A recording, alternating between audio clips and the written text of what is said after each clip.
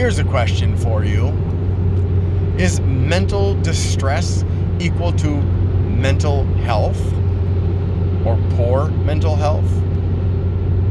The answer is yes, but no. Or more specifically, sometimes. It depends on the source of the mental distress that you are experiencing. Now, for example, if you cut your finger open while you're cutting up some food for your dinner or breakfast or lunch, you feel mental distress because you are injured and bleeding. If, on the other hand, you are verbally assaulted by somebody and they are making you feel bad, that is also not mental health necessarily, although you could react that way because of underlying mental health issues. It is mental distress caused by abuse from another person. Now, consistent mental abuse, or emotional abuse, I should say, by somebody else can result in mental health illness or poor mental health.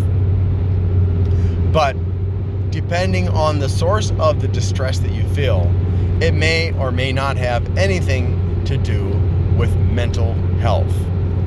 And however, you have to keep in mind again, as I've intimated already, if you have a mental health problem, and pretty much everyone has at least one, and more people than not have multiple mental health issues, then you are more susceptible to mental distress under certain situations.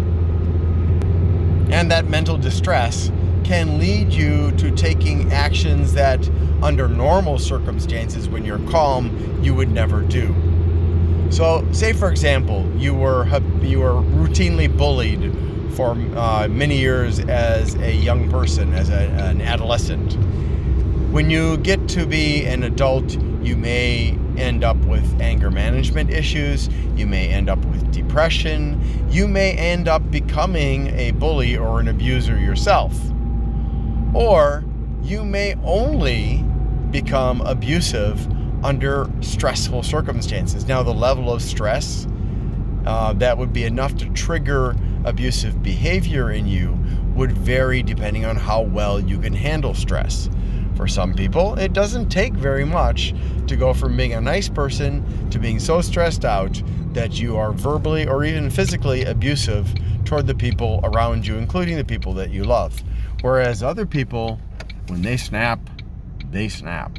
And it may take a lot. So that's one specific example that I can give you.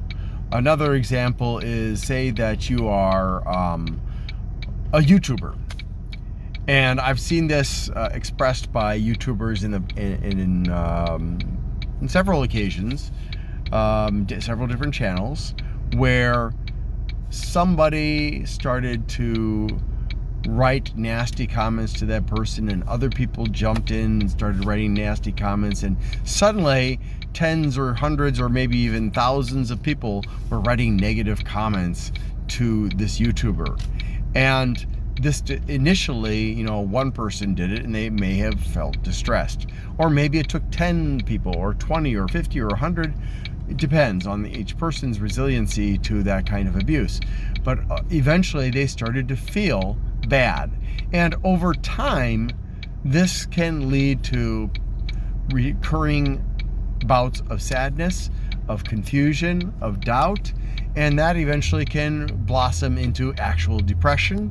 And there are actually cases where YouTubers have just gone off the deep end and they have committed suicide, and there are some cases where because of abuse on social media, or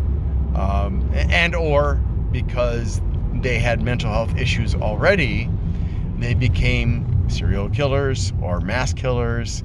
There are some cases that are just extremely bizarre, where somebody was unknown and then they started to become a serial killer, and when this information became public, they were actually being lauded as a hero by other people who felt similar to them.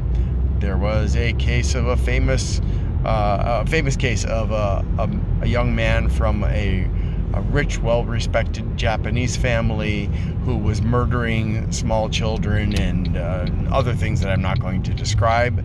And when it became public that the police were searching for him, there was an entire community that sprung up and supported what he was doing and said he was doing a great thing, and it was just sick. And there was there are black pill misogynists who hate women so much that when they see somebody go out and shoot down woman after woman after woman or serial kill women, they laud them as heroes. I mean, there are actually people who by the black pill community are considered martyrs because they went out in a quote-unquote blaze of glory, having killed several women and injured others, and then committing suicide or being shot to death by bystanders or the police.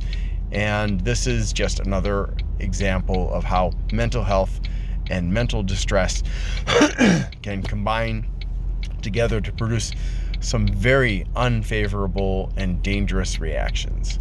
So I hope this gives you some food for thought, and I hope that you can differentiate between when you are mentally distressed and when you have mental health issues, and when those mental health issues are causing mental distress because you're unable to have enough resiliency to a situation to keep your calm and to bounce back quickly from what's happened. If you have any questions or comments, as long as you're going to be civil about it, please leave it in the comments section. I do not appreciate people who are abusive, and likely I'll either block you, report you, or delete your comment. So keep it civil or lose your place in my channel. Thank you so much for watching, and I hope you have a great day.